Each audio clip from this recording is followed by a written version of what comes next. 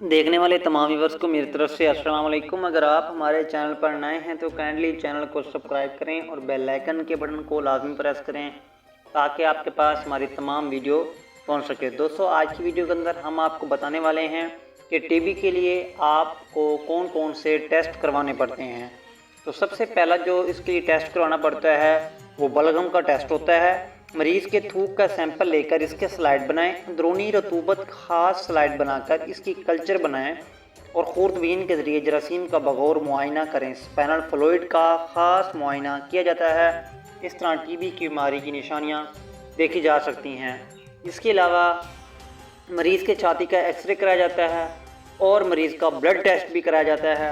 Blood test कराने के बाद इन तमाम बीमारियों को मद्देनज़र रखते हुए मरीज़ का जो टीबी होती है उसके बैक्टीरिया को जानने के बाद उसका प्रोसीजर स्टार्ट किया जाता है।